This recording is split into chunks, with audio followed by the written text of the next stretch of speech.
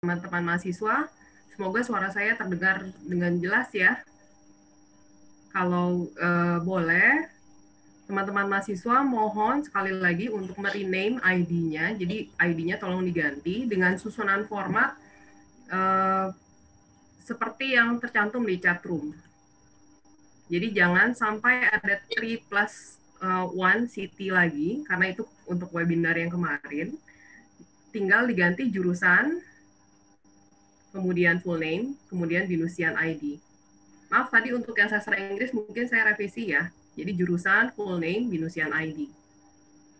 Selamat pagi teman-teman, semoga semuanya sehat, happy, dan kita sudah memasuki topik terakhir untuk yang faculty baseline. Dan sebentar lagi kita, minggu depan kita sudah mulai masuk ke topik-topik webinar yang sifatnya teknikal dengan jurusan masing-masing.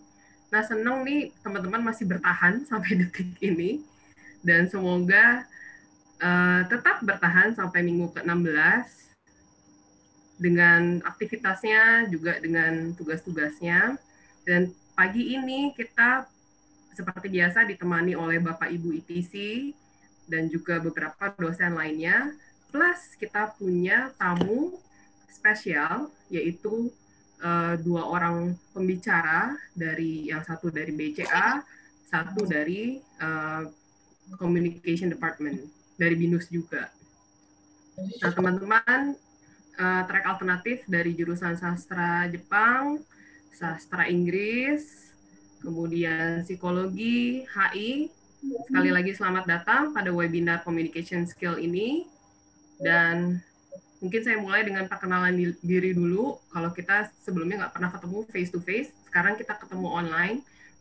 Perkenalkan, nama saya adalah Maria. Saya IPC dari jurusan sastra Inggris, dan saya juga merupakan SCC Interdisciplinary and Professional di sastra Inggris. Dan seperti yang tadi saya sudah sebutkan, pagi ini kita ditemani oleh 2 orang pembicara, yaitu Ibu Naila Ayadia dan Ibu Mia Angelin. Nah, ini kalau mau dipanggil Ibu atau Kakak nih, saya kembalikan lagi nih ke Ibu berdua. Soalnya kemarin kita pas di meeting, kita manggilnya kakak-kakaan. Dan sebelum kita melanjutkan, mohon bagi teman-teman yang mungkin masih membuka mikrofonnya, boleh di-mute dulu selama durasi webinar ini. Dan jika teman-teman mau menyampaikan sesuatu, chatroom kami terbuka untuk berkomunikasi. Nanti ada tim operator di sini dari mahasiswa psikologi. Terima kasih untuk Samuel, Keisha, dan juga Anissa yang sudah membantu. Dan selain itu, bagi teman-teman yang ingin merename, ya saya percaya tahu caranya, tinggal lihat format di chatroom sekali lagi. Oke. Nah, sesuai dengan topik kita hari ini mengenai skill berkomunikasi ya. Kalau yang di sastra mungkin udah familiar dengan topik ini, karena ada speaking skills, speaking subjects. Dan pembicara pertama dan kedua kita ini akan mengcover topik communication skill yang ya notabene cukup luas ya. Untuk pembicara pertama, saya ingin memperkenalkan Ibu Naila di sini. Ini Bu Naila nih mau dipanggil Ibu apa Kakak aja nih? Boleh apa aja, Bu. Boleh apa aja. Ibu oke, Kakak juga lebih senang karena lebih muda ya. Oke. Ya, jadi Kakak Naila ini merupakan Relationship Officer BCA sejak tahun 2015. Wah, cukup lama ya. Berarti kurang lebih udah 5 tahun ya, Bu, sebagai Relationship Officer. Ya, betul. Dan kemudian di tahun 2019 ini, Ibu kan jadinya balik lagi. Kakak Naila ini sempat menjadi Duta Relationship Officer di lingkup nasionalnya BCA di tahun 2019. Tapi yang unik nih ya dari Kakak Naila ini latar belakang pendidikannya. Jadi beliau ini lulusan dari Universitas Negeri Semarang. Kalau teman-teman boleh tebak, silakan deh tebak di chatroom deh, latar belakang pendidikannya apa. Mungkin ada yang bilang komunikasi dan sebagainya. Latar belakang pendidikannya ini bidang kimia. Nah, ini kita penasaran nih ya, pasti ini komunikasi seperti apa yang akan dipaparkan. Untuk Kak Naila, saya nggak mau berpanjang-panjang lagi. Silahkan memulai paparannya dan kurang lebih Kak Naila punya waktu sekitar 20-30 menit ya. Terima kasih. Silahkan Kak Naila. Boleh dimulai. Selamat pagi Bapak Ibu dosen BINUS University. Sorry, videonya nggak muncul ya. Oke, sudah muncul. Oke, selamat pagi Bapak Ibu dosen BINUS University yang saya hormati. Kemudian selamat pagi juga buat teman-teman mahasiswa BINUS yang banyak sekali ya, jurusannya sekarang ada 4 ya, ada dari psikologi, ada dari sastra Inggris, kemudian hubungan internasional dan juga sastra Jepang. Selamat pagi semuanya, semoga semuanya dalam keadaan sehat. Senang sekali dan sebuah kesempatan yang luar biasa karena bisa bertemu dengan teman-teman semua walaupun melalui virtual nggak apa-apa ya, yang penting kita semua dalam keadaan sehat. Pagi ini sebenarnya saya excited banget karena diundang dalam acara ini dan ketemu sama mahasiswa-mahasiswa BINUS semuanya. Karena sebelumnya, atasan saya sebelumnya itu mahasiswa BINUS juga, dan beliau adalah atasan yang cerdas dan juga berwawasan luas. Jadi pasti mahasiswa-mahasiswa BINUS di sini juga mahasiswa pilihan yang tentunya juga mempunyai skill yang oke banget nih. Gitu. Nah, sebelum lanjut ke selanjutnya, perkenalkan dulu ya. Nah, namanya adalah seorang relationship officer dari BCA. Gitu. Izin untuk share screen-nya.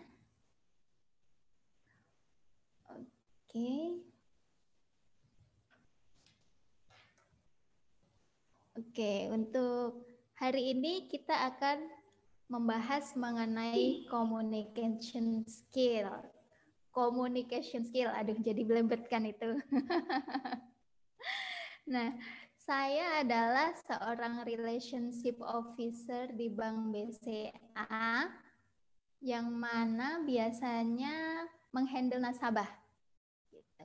Jadi biasanya kan kalau teman-teman ketemu di bank itu kan ketemunya sama CSO, sama teller gitu ya.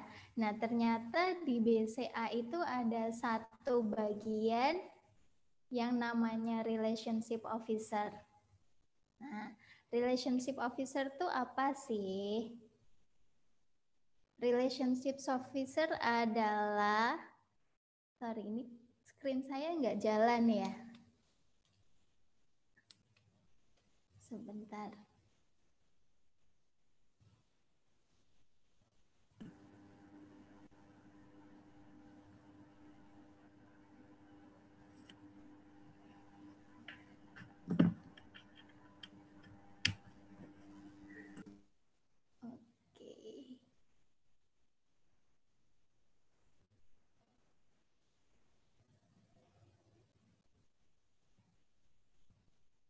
Sebentar ya teman-teman, mohon maaf. Ya Bu, nggak apa-apa. Oke, udah jalan ya. Sip. Oke. Thank you. Nah, sebagai seorang relationship officer, saya bertugas untuk memperdalam dan mempererat hubungan dengan nasabah. Jadi dalam kesehariannya saya tidak bisa terlepas dengan namanya komunikasi.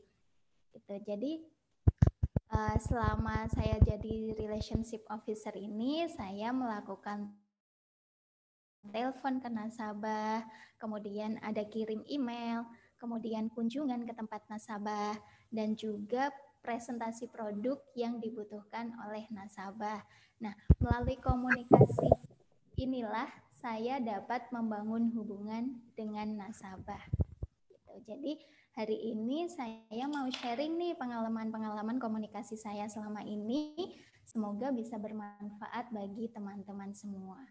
Jadi selama 15-20 menit, saya nggak lama-lama, kita akan membahas mengenai mengapa skill komunikasi itu penting dan juga poin-poin kunci dalam berkomunikasi. Nah, ini tentunya adalah kalau saya bahasnya yang komunikasi secara langsung atau secara face to face gitu. Berbicara mengenai komunikasi sebenarnya bukan hal yang asing ya bagi kita semua ya. Kenapa? Karena selama ini kita sudah melakukan komunikasi baik dengan keluarga, dengan teman, dengan dosen, bahkan hampir dengan semua individu atau kelompok yang berhubungan dengan kita gitu. Dari bayi bahkan kita itu terus berupaya untuk meningkatkan skill komunikasi kita untuk mencapai tujuan-tujuan hidup gitu. Nah, begitu juga dengan dunia kerja gitu. Kita ingin atasan kita, rekan kerja kita, klien kita itu bisa menerima dan sepemikiran dengan kita. Coba bayangkan kalau misalnya kita tidak mempunyai skill komunikasi. Kita ada ide yang sangat bagus, brilian, bermanfaat juga, tapi saat kita menyampaikan ide kita itu, kita tidak bisa mempresentasikannya dengan baik. Kita tidak bisa mengkomunikasikannya dengan baik gitu. Maka ide itu akan menjadi sia-sia dan bahkan menjadi tidak digunakan gitu. Makanya komunikasi skill itu penting banget. Kemudian ingat juga bahwa di dalam dunia kerja itu nggak ada lagi nilai-nilai ujian kayak sekarang kan mahasiswa masih ada nih tugas-tugas ya, kemudian habis itu mungkin mid semester, semesteran yang ada nilainya. Tapi di dunia kerja hal itu udah nggak ada. Jadi kita harus punya sesuatu yang lebih terlihat, lebih menonjol. Nah, salah satunya melalui skill berkomunikasi. Nah, ada kutipan juga dari salah satu kata pengantar yang saya baca bukunya, disampaikan oleh Mark Peter Hansen, penulis dari Chicken Soup for the Soul. Teman-teman pasti familiar ya dengan buku ini. Nah, beliau menyampaikan bahwa mengetahui cara menjual gagasan kita merupakan sebuah kunci untuk merealisasikan gagasan tersebut dan cara untuk meningkatkan sumber daya kita. Sehingga secara bersama kita dapat membangun dunia yang lebih baik, suatu dunia yang dengan bangga akan kita wariskan kepada anak-anak kita. Gitu. Jadi ini mengapa satu communication skill itu penting gitu, karena kita perlu untuk menyampaikan gagasan agar ide-ide kita itu bisa menjadikan dunia yang lebih baik. Gitu. Selain sarana untuk menyampaikan gagasan, komunikasi juga digunakan untuk membangun hubungan. Seperti yang sudah saya sampaikan tadi, salah satu fungsi atau tugas relationship officer itu kan membangun hubungan. Nah, salah satunya melalui komunikasi gitu kan ya. Nah, inilah skill komunikasi itu penting agar kita dapat membangun hubungan dengan orang lain gitu. Nah, tahun 2020 ini BCA ada menelurkan sebuah proyek besar namanya Branch 2020. Nah, di Branch 2020 ini ada 2 item yang dikembangkan. Yang pertama adalah digital experience, yang kedua adalah Smile Project. Di digital experience ini BCA mengembangkan mesin-mesin digital. Kami mengeluarkan ada namanya e-service, ini untuk teman-teman kalau nanti misalnya mau cetak buku tabungan nggak usah antri lagi di CSO, bisa langsung pakai mesinnya e-service. Kemudian kalau kartunya hilang itu kan biasanya kalau liburan atau kemana ATM-nya biasanya ketilep gitu kan ya. Nah itu bisa langsung ganti aja di CS Digital. Ada juga mesin Star, ini untuk setoran tunai, jadi teman-teman nggak usah antre di teller. Dan juga ada e-branch ini untuk slip setoran secara digital. Nah selain itu ada mesin-mesin yang lain juga. Nah, mesin-mesin ini digunakan untuk memudahkan kita membantu nasabah untuk mendapatkan layanan yang lebih baik. Namun ada satu hal lagi nih, selain digital untuk mesin-mesinnya, ada juga Smile Project. Nah, Smile Project ini dikhususkan untuk relationship officer yang ada di BCA gitu. Kita dibekali dengan aplikasi Dian dan Spekta. Ini kita gunakan untuk mengenal lebih dalam nasabah kita.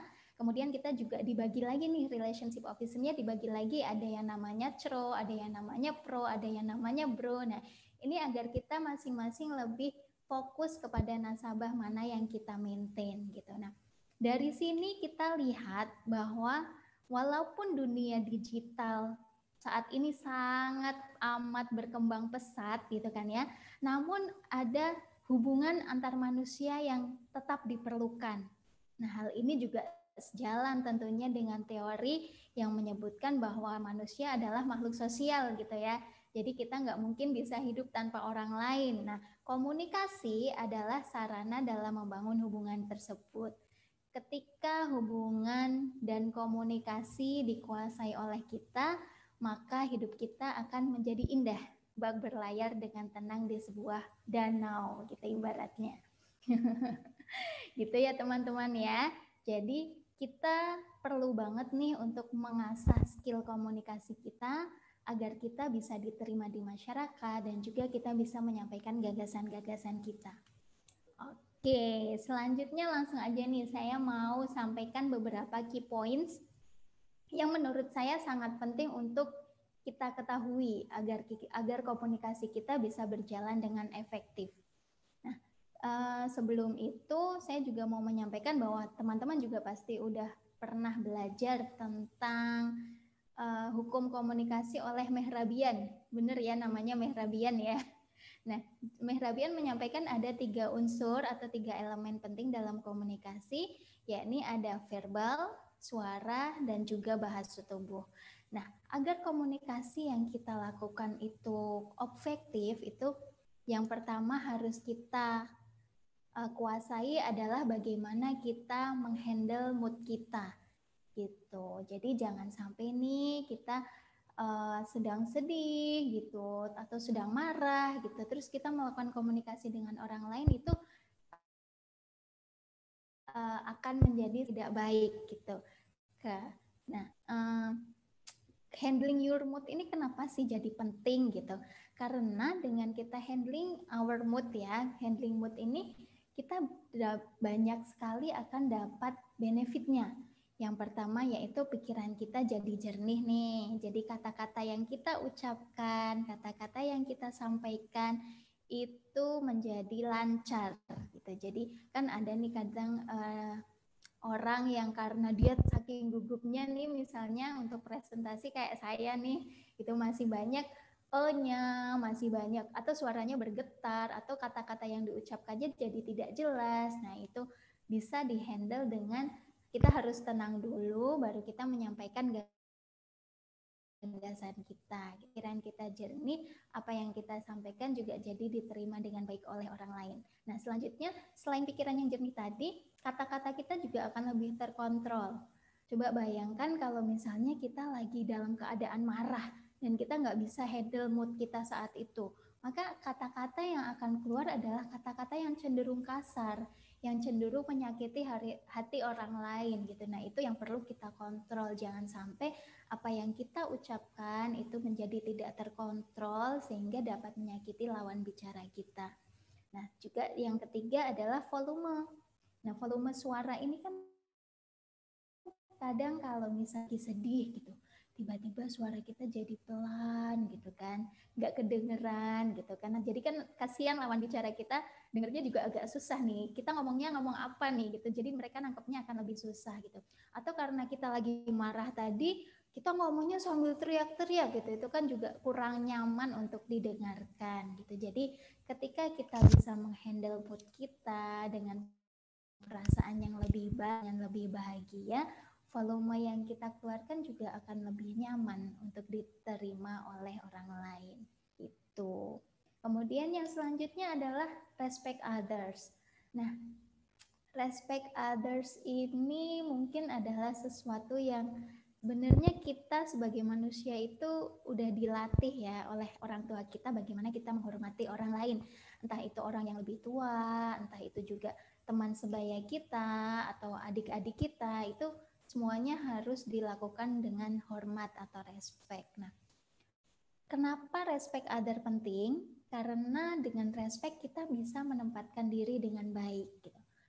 Kita bisa mengontrol perilaku kita agar tidak menyinggung lawan bicara. Gitu. Jadi selain dengan respect lawan bicara, kita juga bisa selain perilaku yang tidak menyinggung kepada lawan bicara, kita juga mau untuk mendengarkan. Karena dengan respect berarti kita menghormati orang itu. Ketika orang itu menyampaikan pendapatannya, menyampaikan gagasannya, kita juga mau mendengarkan. Nah, ini selain kita mampu berkomunikasi, kita juga harus mampu untuk mendengarkan orang lain untuk berpendapat gitu. Jadi kombinasi antara handling your mood dan respect other inilah yang membuat kita bisa berkomunikasi dengan baik. Karena tadi yang saya sampaikan dari verbal, suara, dan bahasa tubuh semuanya dalam kontrol gitu ya. Jadi bisa memunculkan komunikasi yang mudah dipahami dan juga diterima oleh lawan bicara kita. Nah selanjutnya nih, kecepatan nih tadi ngekliknya. Selain yang tadi dua itu, hal yang ketiga yang harus kita perhatikan adalah konten atau isi ketika kita menyampaikan gagasan kita gitu. Jangan sampai menyampaikan gagasan itu yang nggak bermakna, tidak memiliki makna, tidak bernilai lebih, tidak bermanfaat untuk orang lain. Nah, kita harus memastikan apa yang kita sampaikan, kita utarakan, baik itu secara lisan maupun tulisan ya. Kalau saya kan ini menyampaikannya secara lisan, nanti yang tulisan Bumian nanti yang akan menyampaikan. Nah, nanti memiliki lebih banyak manfaat daripada kerugiannya. Gitu. Kalau misalnya apa yang kita sampaikan kiranya akan menimbulkan suatu kerugian, itu lebih baik kita diam. Inilah yang dimaksud peribahasa diam ada emas. Jadi bukan berarti kalau setiap saat kita harus diam ya, kita diam tidak bermanfaat untuk orang lain gitu. Nah, kalau ada gagasan yang bagus gitu ya, tetap ya kita harus menyampaikan gitu. Karena dengan gagasan kita seperti yang saya sampaikan tadi di depan, karena dengan gagasan kita akan menjadikan dunia menjadi lebih baik. Tuh. Nah, caranya bagaimana sih agar komunikasi atau agar gagasan kita ini memiliki bobot yang baik untuk disampaikan? Tentu saja dengan meningkatkan pengetahuan kita. Nah, pengetahuan ini pengetahuan ini bisa kita peroleh dari mana aja. Apalagi teman-teman semua kan ini masih kuliah, jadi masih banyak banget kesempatan teman-teman untuk memperoleh pengalaman, meningkatkan pengetahuan yang nantinya akan bermanfaat bukan hanya di dunia kerja tapi untuk kehidupan teman-teman semua gitu. Jadi di bangku kuliah ini ya, jadi selama teman-teman jadi siswa, jangan disia-siakan nih kesempatan-kesempatan yang ada. Misalnya harus kuliah online kayak gini, jangan bolos gitu. Karena apa yang sudah direncanakan oleh dosen-dosen kita itu adalah apa-apa yang memang kita butuhkan dan akan bermanfaat untuk kita gitu. Selain itu teman-teman juga bisa ikut organisasi. Kan banyak banget nih organisasi yang ada di perkuliahan ya, di universitas. Ada komunitas misalnya agama, ada komunitas hobi. Nah, itu ikut aja. Di situ kita akan mengasah skill komunikasi kita karena kita bertemu dengan orang-orang yang baru yang pastinya kita jadi tahu nih karakter orang itu seperti apa, kemudian apakah sikap kita itu menyakiti orang lain, apakah komunikasi yang kita sampaikan itu jelas. Nah, itu bisa kita pelajari di situ gitu. Jadi kalau misalnya ada hal-hal positif, langsung aja take it, jangan sampai disia-siakan gitu. Oke, kemudian teman-teman selain konten ada satu lagi nih yang perlu kita perhatikan, yaitu look atau penampilan. Gitu. Nah, look atau penampilan ini sebenarnya menurut saya sendiri adalah selera dari masing-masing orang ya, karena satu orang dengan orang yang lainnya itu pasti punya kacamata fashion yang berbeda-beda. Aduh, kacamata fashion. Jadi kalau misalnya nih satu orang, oh saya lebih suka untuk lebih tampil feminim gitu misalnya untuk yang cewek, yang satu saya lebih seneng tampil tomboy gitu misalnya, atau seperti boys look lah ya gitu ibaratnya. Nah tapi yang penting untuk looknya itu adalah yang pertama, berpenampilanlah untuk menampilkan citra diri yang smart dan profesional. Nah, smart dan profesional ini minimal bisa ditampilkan dengan kita berpakaian rapi dan juga bersih gitu. Jadi ketika kita berpenampilan bersih dan rapi, itu orang jadi akan lebih tertarik dengan kita gitu. Mungkin teman-teman sering dengar don't judge book by the cover gitu ya. Tapi kalau untuk saat ini, orang pertama kali yang dilihat adalah penampilannya. Ketika penampilannya kurang menarik, orang tersebut akan dicap, oh ini orang kurang menarik nih gitu. Atau bahkan ada yang menganggap bahwa, wah orang ini berarti nggak respect sama saya karena pakaiannya seadanya banget gitu misalnya. Nah, itulah mengapa look ini sangat penting untuk kita. Apalagi untuk saya ya sebagai seorang relationship officer gitu, saya bertemu dengan banyak orang, banyak nasabah yang memang latar belakangnya berbeda-beda.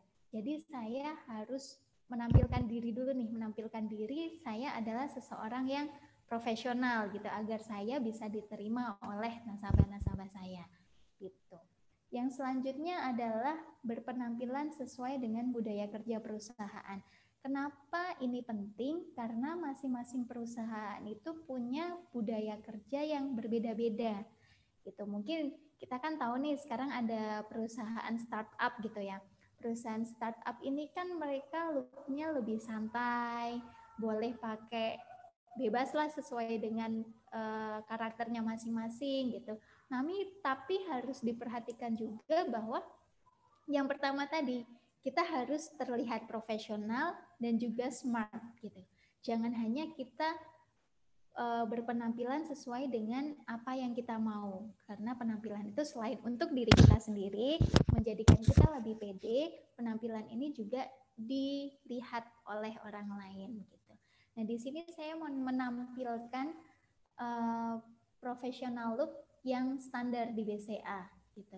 Di sini saya ada tampilkan ada dua jenis ya, ada yang pakai batik dan juga ada yang pakai blazer atau kemeja. Nah, sebenarnya kurang lebih standarnya seperti inilah kalau untuk berpakaian di dunia kerja. Boleh untuk yang cowoknya boleh pakai kemeja lengan panjang, yang ceweknya boleh juga nih pakai dress batik, kemudian boleh juga pakai kemeja ditambah dengan dasi biar lebih tampak cool gitu kan ya. Nah, yang ceweknya juga boleh pakai blus atau pakai blazer untuk lengkapnya. Dan jangan lupa kalau teman-teman nanti masuk ke dunia kerja, beli sepatu juga. Sepatunya jangan yang sekarang kan teman-teman pasti punyanya sneakers nih. Nah, nanti kalau untuk dunia kerja bisa nih untuk teman-teman cewek bisa pakai sepatu heels gitu ya, yang tertutup tumitnya terutama. Kemudian kalian cowok-cowok boleh beli yang pantofel, warnanya hitam aja, karena hitam itu semua warna ibaratnya bisa masuklah pakai sepatu hitam gitu. Nah, selanjutnya ada juga yang pakai batiknya tapi lengan pendek gitu, atau ini pakai kardigan untuk ceweknya. Ini juga boleh di dunia kerja. Nah, untuk looknya sendiri ini juga kita sesuaikan dengan lokasi kita bekerja.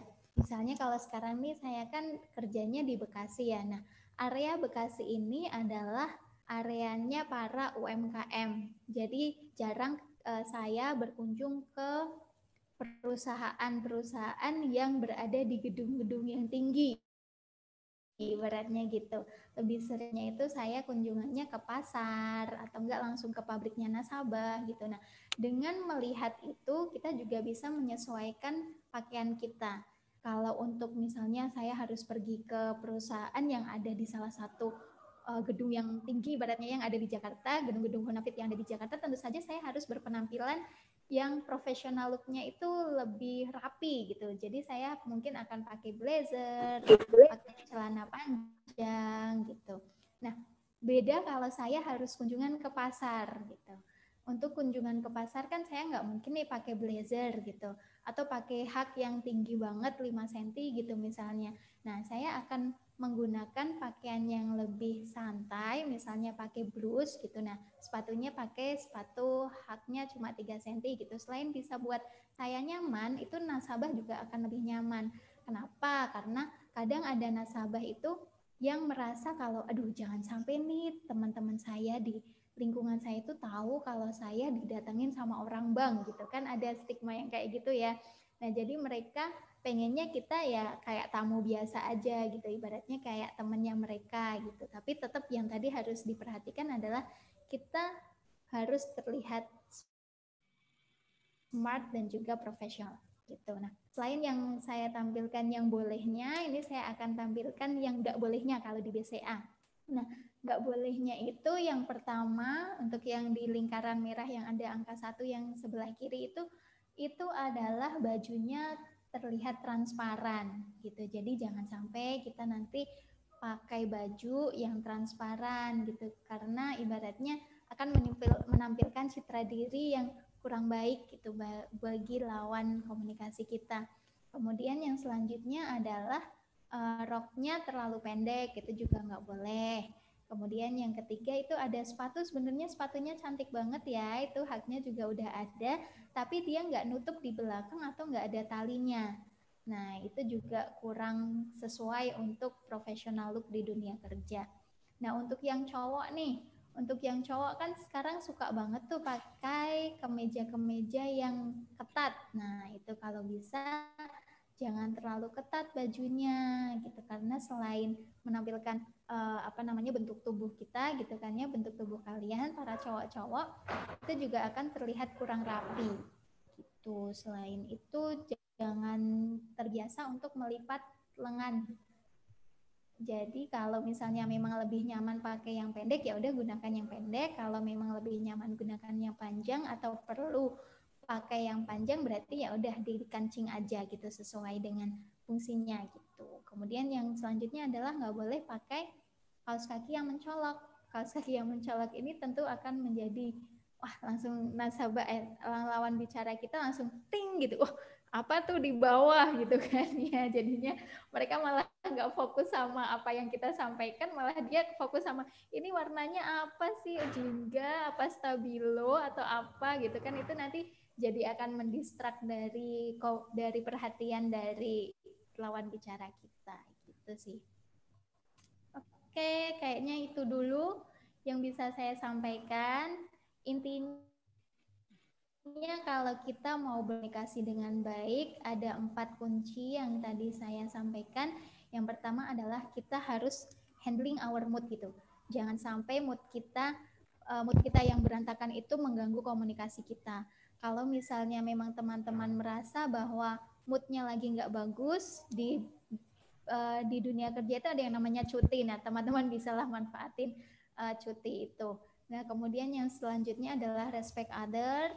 Kemudian yang ketiga adalah kontennya, kita jangan sampai berbicara omong kosong. Dan yang keempat kita harus memperhatikan look-nya kita harus bagus gitu ya, yang smart dan profesional. Terima kasih semuanya, semoga bermanfaat. Ya, terima kasih banyak. Teman-teman boleh kasih dong virtual applause-nya. Jason udah ngasih nih. Ini kelihatan di layar. Thank you for the virtual applause. Oke. Thank you. Ya, Ibu, mohon maaf, mungkin share screen-nya. Oke. Oke. Terima kasih banyak, Ibu. Sebenarnya key points-nya terlihat sederhana ya. Respect, terus kemudian kontennya juga mesti dijaga, harus terstruktur, mood-nya juga harus oke. Jangan sampai lagi up and down, terus kemudian mempengaruhi kontennya juga. Look juga perlu dijaga. Nah, ini yang terakhir nih sebenarnya bahaya nih buat kita nih yang cewek-cewek ya. Karena dengan melihat panduan ini kita jadi punya alasan untuk belanja nih.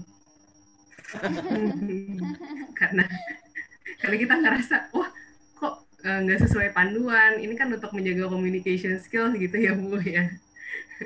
Cuma ternyata nih ya, teman-teman mahasiswa, iya Bu Lisa ya, nanti Bu Lisa bentar lagi beli batik lagi nih, jangan-jangan.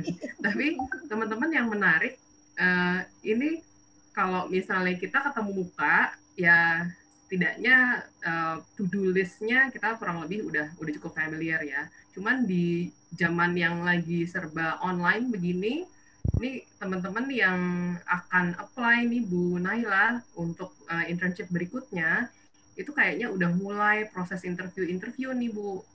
Nah, hal yang mungkin kita juga perlu cari tahu nih bersama nih dari pembicara kita selanjutnya adalah bagaimana communication skills yang pasti akan penting sekali ketika interview secara online di digital world. Jadi sebetulnya kita punya pembicara satu lagi, yaitu Ibu Mia Angelin. Ibu Mia, apa sudah ready? Halo Bu, sudah ready. Bu Mia. Ya, oke. Nah, Bu Mia ini adalah Deputy Head di Communication Department-nya Binus. Jadi kata lainnya adalah Sekjur, Sekretaris Jurusan. Nah, beliau ini juga punya background yang beragam nih, teman-teman. Satu, memang bidangnya komunikasi. Tapi beliau juga punya background bidang di computer science. Menarik ya. Dan tentunya karena sekarang ini rumahnya, home base-nya adalah di Communication Department di Binus, maka beliau expertise mengajarnya juga di bidang komunikasi.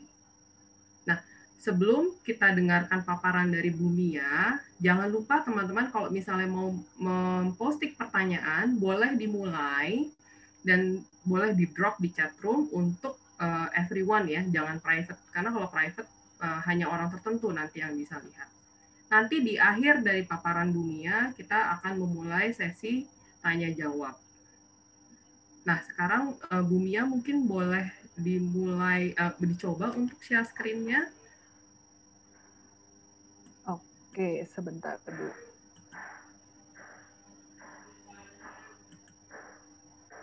Nah, apakah sudah terlihat? Ya, share screen-nya sudah terlihat. Saya akan pin Bu Mia di spotlight. Ya, silakan. Oke. Floor is yours. Oke, terima kasih Bu Maria, terima kasih teman-teman di Fakultas Humaniora. Humaniora sama komunikasi ini kita kayak sister prodi gitu ya, tapi karena kita belum fakulti bentuknya. Hari ini senang banget karena diundang untuk sharing mengenai komunikasi digital untuk teman-teman mahasiswa di jurusan, berbagai jurusan, nih ada 4 jurusan di Humaniora. Perkenalkan dulu, nama saya Mia Angelin. Kalau saya biasanya dipanggilnya Miss Mia sama mahasiswa. Jadi kalau kalian mau panggil Miss Mia, it's okay gitu, biar nggak bingung juga. Oh kalau di Binus dipanggilnya Miss Mia gitu, di luar Binus lain lagi panggilannya gitu ya. Nah tadi terima kasih sama Kak Naila yang sudah membawakan komunikasi face to face, menarik banget. Dan ada beberapa materi itu tuh yang tadi 4 key point kita sudah ajarkan juga ke mahasiswa komunikasi. Di sini saya mau bawakan mengenai komunikasi digital, gitu ya. Sebelum saya mulai, mungkin bisa teman-teman yang join WiFi, boleh di-on-in nggak videonya? Biar kelihatan nih, kalau mahasiswa Humaniora FHUM itu kayak gimana sih? Nah, sip, mantap. Ada teman-teman dari IR, sudah kelihatan mukanya. Soalnya kalau hitam semua, saya kayak ngomong ke sumur. Hitam semuanya. Nah, ada sastra Inggris juga ada beberapa nih sudah on-in videonya. Makasih ya. Kalau yang pakai kuota, nggak apa-apa, nggak usah hidupin videonya. Kita mengerti gitu ya. Tapi kalau yang pakai WiFi aja boleh tolong dihidupin. Nah, sip. Oke, terima kasih teman-teman. Oke. Balik ke materi saya mau bahas mengenai komunikasi digital. Slide saya nggak banyak-banyak, Kayaknya cuma ada 8 atau 9 slide. Tujuannya supaya kita bisa diskusi lebih banyak gitu ya nanti ketika di sesi tanya jawab. Tadi sudah di-mention sama Bu Maria, kalau misalnya ada yang mau bertanya, boleh langsung tuliskan pertanyaannya di chat box. Nanti saya dengan Kak Naila akan coba jawab semua pertanyaan kalian. Gitu. Kita mulai, nah yang namanya dosen gitu ya, harus dimulai dengan teori dulu gitu ya. Ini adalah proses komunikasi yang sederhana gitu guys. Kalau kalian lihat di sini ada yang namanya sender dan ada yang namanya receiver. Di tengah-tengah ada yang namanya message, ada mediumnya gitu ya.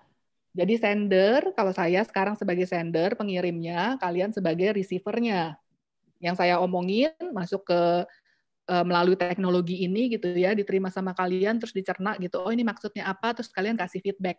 Contohnya kayak tadi, tolong dong onin videonya, oh kalian dengar, di-onin gitu videonya, itu adalah feedback. Nah, masalah yang terjadi sekarang ini, kita kan komunikasinya lewat komunikasi digital. Ada banyak noise, ada banyak gangguan gitu biasanya, dari koneksi, dari ada yang nggak di-mute, ada yang lewat-lewat di belakang gitu kan, macam-macam nih. Belum orang-orang rumah tiba-tiba ketok-ketok gitu kan, kamu lagi ngapain di sana gitu kan. Nah, itu noise tuh namanya kalau di dunia komunikasi.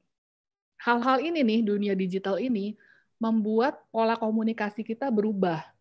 Jadi kita butuh satu skill baru untuk komunikasi digital. Kalau face to face enak gitu ya.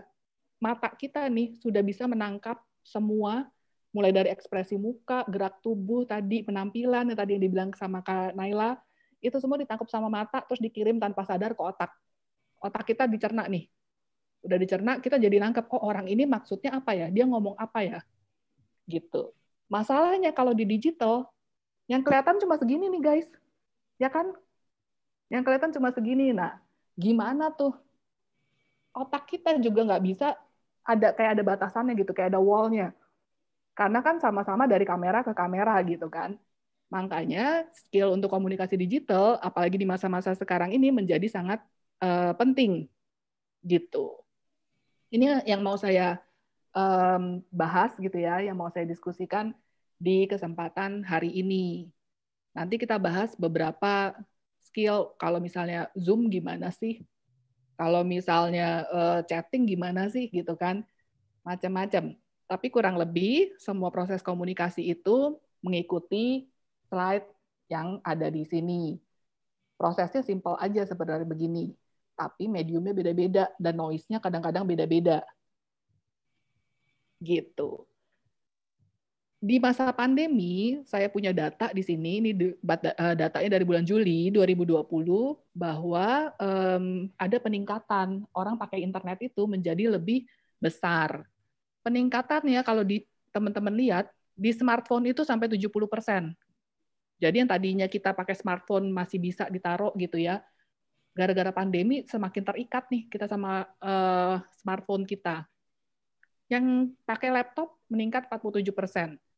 Pakai PC 33%, tablet 23%, dan lain-lain gitu, termasuk ke games konsol dan smartwatch dan lain-lain. Kita jadi semakin bergantung sama gadget-gadget dan device-device yang bisa koneksi ke internet. Tujuannya cuma satu, supaya kita tetap bisa terhubung sama teman-teman kita di luar sana. Kan nggak bisa pelukan, nggak bisa cipika-cipiki, gitu kan? Lewat apa jadinya? Ya udah lewat gadget-gadget ini. Tadi tepuk tangan nggak bisa. Tepuk tangannya virtual aja lewat emoji, lewat emoticon gitu kan. Nah, hal-hal kayak gini yang membuat kita itu butuh satu skill baru gitu, teman-teman. Oke, nah ini peta dunia digital gitu ya, during pandemic. Betapa banyak penetrasinya. Gitu. Nah, masuk nih. Rise of virtual meetings. Siapa di sini yang capek sama virtual meeting? Sama kuliah digital? Ayo ngaku. Saya Langsung ada. Nah, enakan kuliah face to face apa kuliah digital? Face to face ya mungkin ya. Nah, face to face. Abis itu bisa hang out sama teman-teman gitu kan. Tapi ya mau gimana, ini juga bukan kita doang gitu yang mengalami ini, seluruh dunia mengalami hal yang sama gitu kan. Ya kita mau gimana, cuma bisa menunggu sampai semua ini reda gitu kan. Nah, meanwhile menunggu, kan nggak mungkin kita nggak ngapa-ngapain. Ya kan, yang namanya manusia kita kan sifatnya itu adaptif gitu. Kita bisa beradaptasi dengan cukup cepat di lingkungan-lingkungan yang baru. Nah, jadi kalau virtual meeting, walaupun bikin kayaknya tambah capek gitu ya, 2 jam aja kayaknya kok capek banget, lebih capek daripada kuliah biasa, itu wajar guys. Memang begitu gitu. Nanti mungkin teman-teman yang di psikologi bisa diulik nih, apa sih penyebabnya, kenapa sih kok lebih cepat capek. Kalau dari segi komunikasi, otak kita itu tanpa sadar 2 kali gitu kerjanya. Kalau face to face kan langsung, nggak ada wall-nya yang tadi saya bilang. Karena dia virtual, dia harus ngelewatin wall ini, ngelewatin si kamera ini, nangkep gitu ya. Kamu ekspresinya gimana, dibalikin lagi ke otak terus ditranslate. Jadinya dari segi komunikasi kita lebih capek. Satu contoh sederhana deh.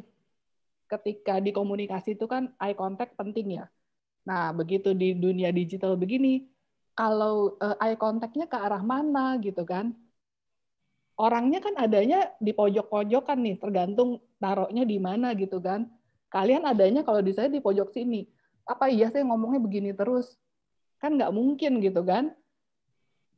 Di saya kesannya saya sopan, saya ngeliatin muka kalian. Tapi kan di kalian ngeliatnya nggak enak, saya kayak ngomongnya nengok ke samping terus. Berarti kan mau nggak mau saya harus menghadap ke kamera. Nah, ini kecil tapi bikin kita cepet capek gitu di virtual meeting. Karena di kamera saya nggak bisa ngelihat feedback dari kalian gimana.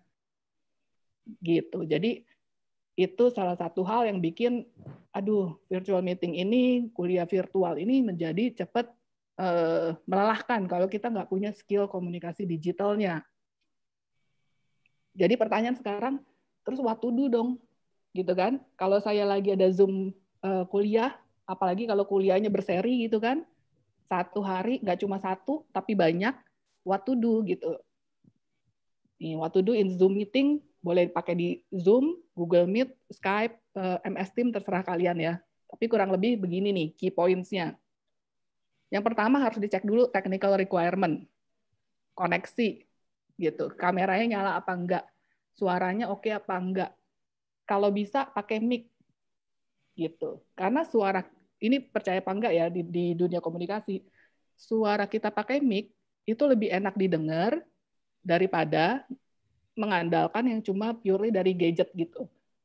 Dan kalau suara kita sudah enak didengar, sama orang-orang itu pesan yang mau kita sampaikan akan cepat nangkep gitu. Jadi nanti kalau kalian misalnya di interview dan masih kondisinya seperti ini, usahakan pakai headset yang ada mic-nya, atau kalau yang profesional, ada yang misalnya sudah punya podcast atau vlogger gitu kan, bisa beli mic yang profesional supaya suaranya itu lebih bulat, lebih kental. Itu berpengaruh. Hal kecil tapi berpengaruh. Yang dengar pun jadinya nggak bikin terlalu capek gitu. Nah, yang kedua, check your appearance. Tadi sudah dibahas sama Kak Naila gitu kan. Walaupun yang kelihatan cuma sekotak ini, kan harus diperhatiin. Yang diperhatiin at least atasan. Atasan kamu pakai baju apa, guys? Jangan sampai kamu interview nanti misalnya kerja pakai baju barong atau pakai kaos gitu kan. Disesuaikan juga sama industrinya, tapi kayaknya pas interview jarang banget deh ada yang menerima pakai kaos. Mungkin di checklist gitu ya, kalau kamu jawabnya oke dan pinter, di checklist oke lah orang ini pinter, tapi kok dia pakainya baju barong ya?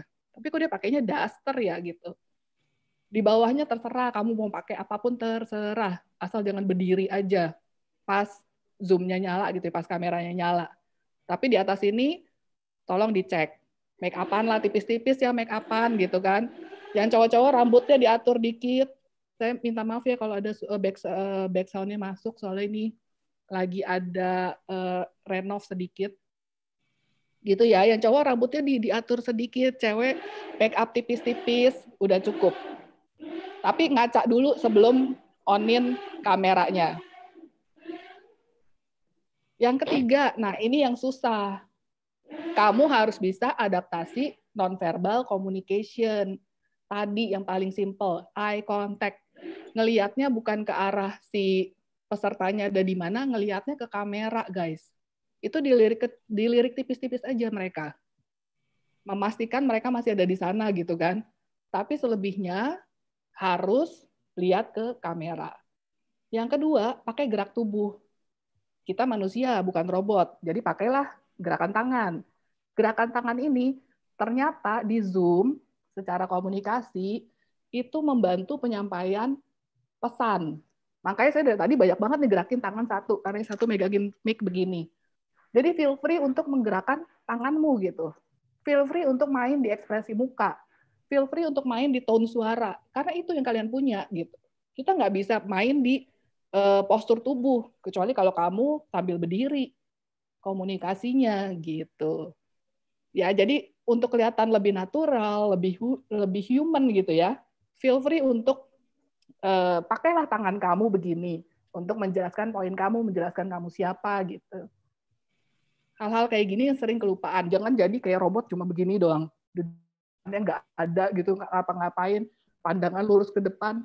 Nanti akan ditanya sama orang, Mia Angelin, ini robot apa kamu beneran gitu kan? Kan nggak mau digituin gitu. Jadi dicek selalu untuk yang Zoom atau MS Team, walaupun cuma sekotak begini, selalu dicek background-nya gimana. Terus yang ketiga tadi yang lebih penting lagi, info ke orang-orang sekitar kamu kalau kamu mau mengadakan Zoom gitu ya. Info dulu ke orang tua, mama, papa saya mau kuliah online. Mama, papa, adik kecil, saya lagi mau interview online. Tolong jangan diganggu. Kalau mau diganggu, bisik-bisik. Gitu ya. Kurang lebih akan makan waktu sekian. Gitu. Jadi biar mereka nggak masuk tiba-tiba gitu. Ini yang harus diperhatikan. Terus dikomunikasikan juga. Kadang-kadang kan ada requirement pakai virtual background gitu kan. Kamu harus ngomong juga, kamu bisa nggak pakai virtual background? Atau kamu bisa nggak cari background yang oke gitu, settingnya ketika kamu melakukan Zoom meeting tadi atau si MS Team meeting tadi, biar enak gitu kelihatannya. Gitu. Oke, saya lanjut. Nah, sekarang what to do kalau di chat, texting gitu ya, dan emoji nih. Mahasiswa komunikasi demen banget sama emoji. Saya nggak tahu nih sama mahasiswa humaniora. Kayaknya ya, kalau mereka bisa ngomong satu kalimat, pakai emoji semua, dipakai emoji semua. Ini saya nggak tahu apakah memang generasi kalian seneng banget gitu ya sama emoji ini. Kadang-kadang kita kan nggak selalu Zoom all the time gitu ya guys.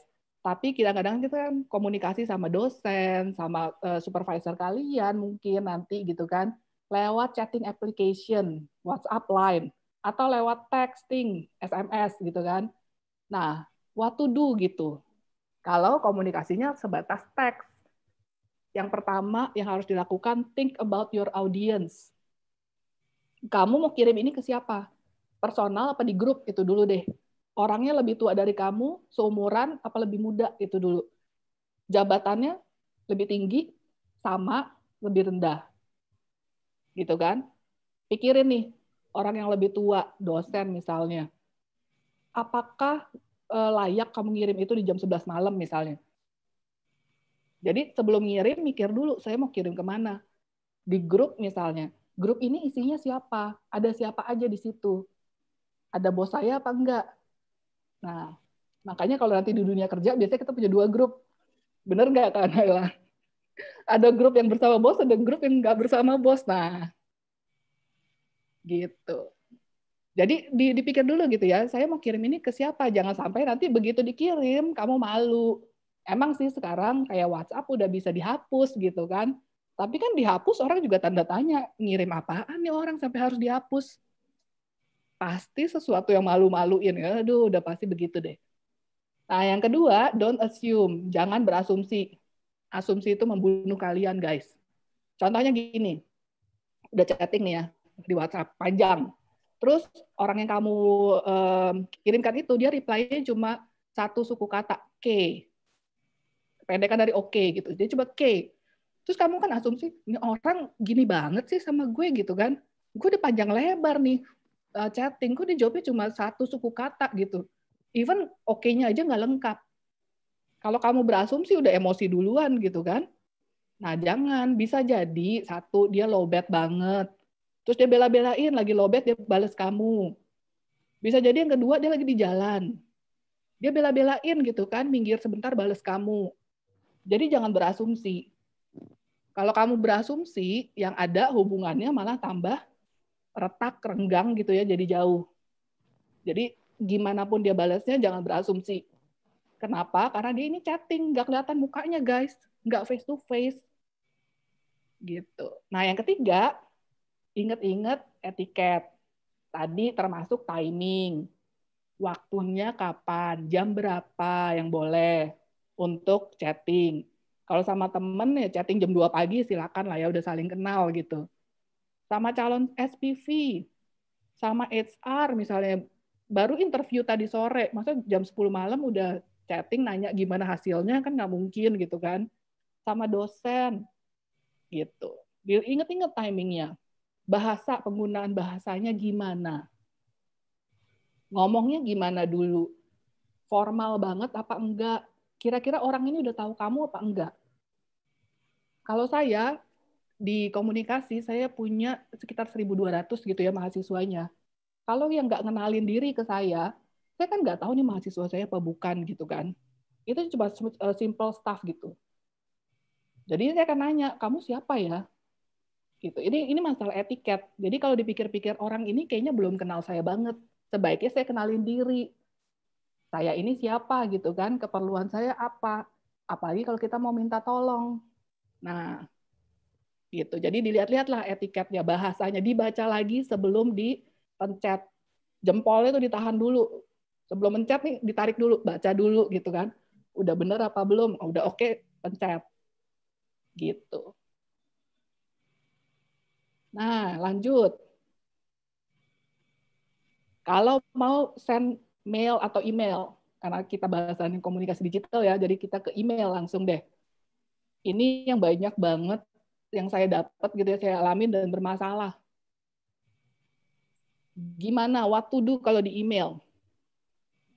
Pertama, itu di email ada kolom subjek gitu ya guys. Dipakai kolom subjeknya. Saya pernah dapat email, ini nyata, sayang banget emailnya saya cari-cari kemarin untuk contoh, tapi udah saya hapus kayaknya. Jadi yang seharusnya ada di body email, ditaruhnya di subjek. Subjeknya panjang banget. Itu adalah isi body emailnya dia. Gitu. Nah, saya bingung nih, apakah beberapa mahasiswa gitu ya, memang nggak pernah diajarin email karena ini termasuk kayak kemampuan dasar. Jadi kita beranggapan, oh kalian udah langsung bisa gitu. Atau gimana gitu. Tapi tolong subjek itu harus mencerminkan apa yang mau kalian inginkan di email tersebut. Jangan panjang-panjang. Begitu kalian nulis subjek lebih dari 2 kalimat, lebih dari 1 kalimat, pikirin lagi, di-cut. Berarti itu kepanjangan. Gitu ya. Jangan dikosongin subjeknya, itu juga akan aneh. Saya pernah menjadi HR manager. Aduh, itu CV-nya yang saya terima, macam-macam bentuknya. Mulai dari subjeknya kosong, subjeknya aduh macam-macam. Dia mau ngirimin CV tapi subjeknya kayak ngirimin menu makanan, itu juga ada. Gitu. Jadi hati-hati dengan subjek. Begitu dia, karena ini kan masuk ke email ya. Ini adalah hal yang pertama kita baca. Begitu dia tidak menarik, begitu dia nggak benar, bisa jadi langsung dihapus gitu. Sama orang yang kalian tuju. Atau sama emailnya juga langsung dimasukin ke spam. Nah, yang kedua, be polite. Harus sopan kalau di email. Kenapa? Karena email ini lebih formal daripada si chatting. Daripada si Zoom tadi, dia lebih formal. Jadi harus sopan, bahasanya harus dinaikkan setengah gitu ya. Jadi bahasa yang lebih baku, bahasa yang lebih formal. Biasanya kalau kalian kirim email, kalimat pertamanya apa? Sapaannya apa? Ada yang mau coba jawab? Email ke dosen deh. Sapaan pertamanya apa kira-kira? Mau ngirim tugas nih. Ada yang pakai. Yes. Dear. Dear, oke. Okay. Dear, oke. Okay. Itu bagus. Ada lagi yang mau coba jawab? Selamat malam atau siang. Nah, ada yang pakai sapaan waktu kan nih. Sapaan waktu saya nggak sarankan untuk email. Kenapa? Belum tentu dia bacanya di malam itu juga. Belum tentu dibaca di pagi itu juga. Jadi bisa nggak diganti itu dengan sapaan yang lebih general? Dear ini sesuatu sapaan yang general, tapi masalahnya nggak semua perusahaan itu budayanya menggunakan dear di depan. Kadang-kadang karena dear itu kan terkesan intimate gitu kan. Binus itu dear sudah menjadi budaya perusahaan. It's okay di Binus pakai dear. Dear Miss siapa gitu, it's okay. Tapi begitu kamu pindah ke company lain, dicek. Karena dear ini nggak semua company bisa menerima. Boleh nggak saya pakai kepada YTH? Nah, kepada YTH ini juga kurang pas nih kalau untuk di email. Dia bagusnya di surat gitu. Tapi di email dia menjadi kurang pas. Nah, memang sapaan utama ini yang paling tricky dan tergantung sama budaya perusahaan masing-masing gitu. Sisanya sampaikan dulu gitu ya. Kebiasaan orang Indonesia kalau kita ngomong, intinya omongan itu kan ada setelah koma gitu kan. Kita ngomong macam-macam koma baru inti omongan kita. Di email jangan begitu ya guys. Apa yang kamu mau langsung terangin di atas gitu. Di 2 kalimat pertama itu adalah apa yang kamu mau. Jangan tunggu di bawah-bawah. Orang udah capek bacanya, jangan-jangan udah ditutup emailnya sebelum sampai ke intinya kamu. Gitu. Terus ingat ada penutup, ada salam penutup, ada salam pembuka, ada salam penutup. Salam penutupnya terserah, bisa terima kasih, bisa best regards, bisa salam gitu. Check your tone and proofread lagi sebelum dikirim, dibaca ulang. Tone-nya gimana? Kadang-kadang ada yang maksud kita nggak marah gitu ya, tapi karena lewat tulisan orang itu nyangkanya kita ini marah-marah gitu. Apalagi kalau pakai caps lock gitu kan, semuanya huruf besar. Wah, itu udah sangkaan orang, nih orang marah-marah nih. Jadi hati-hati dengan tone, hati-hati dengan tanda baca di email. Keep email brief and clear, jangan kepanjangan guys. Ini email bukan agenda atau bukan jurnal atau bukan blog. Gitu. Jadi brief dan clear. Singkat aja, singkat dan padat. Oke, sekian materi saya. Semoga bisa membantu kalian. Kalau memang nanti ada pertanyaan, bisa kita diskusikan bareng-bareng. Berarti saya dan Kanayla siap untuk menjawab. Terima kasih. Oke, terima kasih Ibu Mia. Dan ini langsung nih ada satu pertanyaan langsung diposting dari Yusuf dan Abiana. Jadi Yusuf kayaknya direct pertanyaannya ke Bu Mia dan Bu Naila ya. Sorry, Kak Mia dan Kak Naila. Jadi pertanyaan pertama dari Yusuf ini, gimana kalau kirim email secara, kalau misalnya ada email secara mendadak dan kita harus cepat merespons. Benar ya Yusuf ya? Boleh dikonfirmasi loh kalau penyampaian saya salah. Jadi kalau misalnya kita terima email mendadak, lalu gimana nih cara ngeresponnya? Mungkin dengan kata lain, kalau kita terima email, ideal rentang waktu untuk reply-nya itu berapa lama sih? Begitu. Mungkin boleh dimulai dari Kak Mia dulu. Oke, terima kasih pertanyaannya untuk Yusuf. Jadi rentang waktu, nah ini masalah dengan email. Email itu kita nggak bisa maksa orang untuk balas segera. Di email ada fitur flag, jadi ada bendera gitu untuk naikin prioritas dia. Itu bisa kita pakai kalau memang email ini urgent. Jadinya dia akan masuk di inbox penerima gitu ya. Dia masuk di atas. Yang berarti oke, ini butuh perhatian saya segera gitu.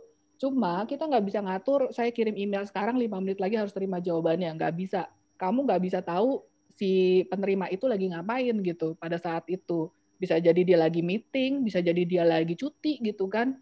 Jadi untuk masalah waktu nggak ada standar waktunya. Yang bisa kamu lakukan tadi naruh prioritas itu, flag-nya itu.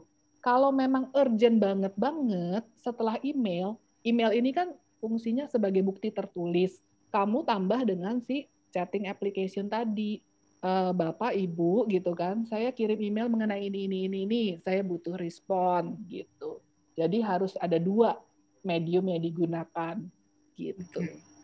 Wah, nah kalau di bahasa Inggris nih ya, Kak Mia nih, kadang-kadang kita suka nulis di bawah tuh looking forward to hearing more from you gitu ya. Itu udah kayak clue implicitly bahwa ayo dong, reply dong gitu secepatnya. Iya, benar. Tapi kalau misalnya Ada. dalam bahasa Indonesia, Kenapa Bu? Sorry, putus-putus dari bahasa Indonesia. Ya. Kalau di bahasa Indonesia, kira-kira yang sepadan dengan looking forward itu apa ya, Bu ya? Kami menunggu respons. Jadi kalau misalnya kita pakai bahasa Inggris, ya biasanya kita tuliskan kami menunggu respons Bapak atau Ibu sesegera mungkin gitu. Oh oke. Berarti kalau kayak gitu boleh ya Kak ya? It's okay Boleh. untuk menyampaikan. Baik. Tapi tergantung bagaimana case by dengan case, Kak Naila nih? Oh iya. Oke, noted. Case by case ya teman-teman ingat itu. Kak Naila, mungkin boleh share sesuatu mengenai tentang reply email? Oke, setuju sekali dengan tadi apa yang disampaikan oleh Bu Mia. Jadi kalau itu bukan seperti WhatsApp yang ibaratnya masuk ke HP kita langsung kita balas gitu ya ibaratnya. Nah kalau email ini memang ada jeda waktunya. Jadi ibaratnya kalau misalnya kita dapat email, tapi ternyata menurut kita oh itu masih bisa ditunda dulu. Nah itu biasanya kalau saya selain saya kasih flag juga saya belum buka dulu. Ibaratnya dari tadi kan Bu Mia udah sampaikan bahwa subjek email itu penting. Nah saya baca dulu subjek emailnya apa. Nah ketika saya sudah tahu subjek emailnya apa, berarti kan perkiraan isinya itu apa, saya sudah dapat gambaran. Nah, ketika saya nanti sudah ada waktu gitu, dalam hari itu sih biasanya gitu ya. Nah, itu nanti saya akan replay gitu sih. Nah, yang menarik nih, saya baru saja melakukan dosa digital email, yaitu tidak men-search nama dari orang yang dituju. Sebenarnya orang ini gendernya apa. Jadi harusnya ibu, saya panggil bapak. Maka kadang-kadang di situasi seperti ini kita juggling ya dengan email tanpa research dulu nih sebenarnya orang ini siapa, latar belakangnya apa. Nah itu rentang email dan hal research seperti ini menjadi hal yang mungkin bisa kita pegang ya sebelum kita reply email. Sebenarnya pertanyaan banjir nih tiba-tiba nih Kak Naila dan Kak Mia. Nah ini balik lagi nih untuk Kak Mia nih.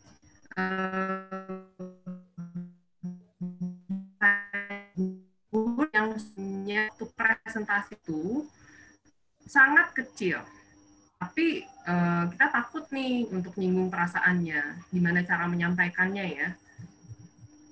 Oke, jadi ketika Zoom meeting begini tiba-tiba suara teman kita gitu ya lagi presentasi sangat kecil. Ini sebenarnya juga tergantung case by case, tapi cara yang paling sopan kamu tegur lewat chatting gitu. Di Zoom kan ada fasilitas chatting. Mungkin pertama bisa private dulu gitu kan supaya muncul di dia. Private-nya nggak bisa ke everyone. Nggak bisa dinaikin lagi gitu. Ditegur langsung, it's okay. Kalau dulu di masa-masa awal pandemi, ketika Zoom ini banyak masalah, orang itu pada kaget gitu ya, pada shock. Kok gini sih? Kok di rumahnya dia begini sih? Kok ternyata ini? Kalau zaman sekarang itu kayak orang-orang sudah banyak memaklumi.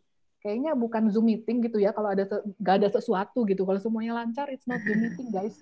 Pasti ada aja nanti yang suaranya bocor lah, yang siapa lewat lah, yang back sound-nya apalah, traffic lah, itu untungnya gitu ya di akhir tahun ini semua orang sudah memaklumi, so it's okay untuk ditegur dengan sopan gitu. Oke, jadi pokoknya kita ngatur penyampaiannya gitu ya. Mungkin private chat dulu atau gimana. Nah, ini untuk Kak Naila juga, untuk Kak Mia juga. Ada nggak sih tips atau saran supaya kita bisa lebih peka nih untuk membaca non-verbal gesture? Ini anak sastra nih kayaknya nih. Dari Oh, dari anak psikologi ternyata, dari Fajar Tirta. Boleh Ya, mungkin Kak Naila atau Kak Nia, silahkan. oke, mungkin saya dulu gitu ya. Kalau membaca komunikasi nonverbal di dunia digital kan cuma terbatas yang tadi saya bilang sekotak ini. Sekotak ini yang paling besar itu kan ekspresi wajah gitu ya. Jadi ketika kita sedang present itu memang lebih susah karena kamu harus matanya kayak mata penari Bali gitu, kayak mata maling sedikit ngelirik-ngelirik gitu loh. Kalau misalnya Zoom-nya banyak kayak sekarang nih 130 orang gitu partisipannya. Nanti di kamu kan ada berapa halaman gitu ya di Zoom ya. Pilihlah muka yang paling ramah untuk kamu gitu. Kalau kamu nggak kenal, just choose one face yang paling ramah. Oh, saya suka muka orang ini karena dia paling ramah gitu. Kebetulan dari tadi saya ngeliatinnya mukanya Bu Maria nih. Karena menurut saya muka Bu Maria paling ramah untuk saya gitu. Ngeliatin aja Waduh. gimana gitu. Kenapa harus pilih muka yang paling ramah? Satu, itu bikin kamu nyaman. Jangan cari muka yang paling jutek, guys.